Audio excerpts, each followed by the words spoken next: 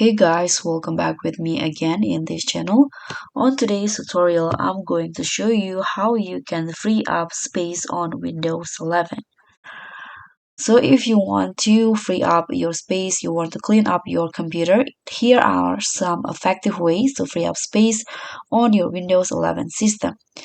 The first one, you can use the disk cleanup. You can search for this cleanup in here, this one.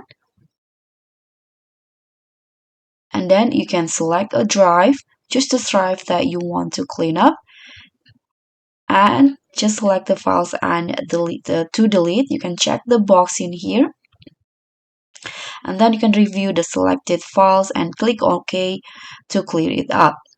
The second one is you can delete the temporary files on your computer. You can go to the settings in here by clicking on this Windows, go to settings, tap on system, search for storage, and in here select the temporary files. This one's in here.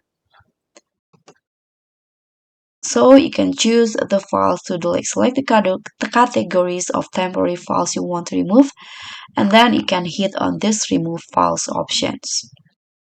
The third one, you can also uninstall unused apps. You can open settings and then apps, and in here go to the install apps. Then you can just choose the apps that you no longer need and click on uninstall. You can, for example, I'm going to delete this one. You can click on this and tap on uninstall. So if you have also external storage, you can also move the files into external storage, external hard drive or cloud storage to free up space on your system drive. And you can also try to clean up download folders. You can open your download folders in the file explorer, and then you can delete any unnecessary files or folders here.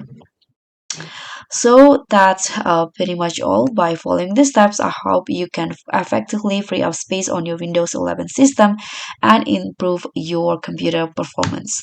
Thank you so much for watching. If this is helpful, don't forget to click on a thumbs up.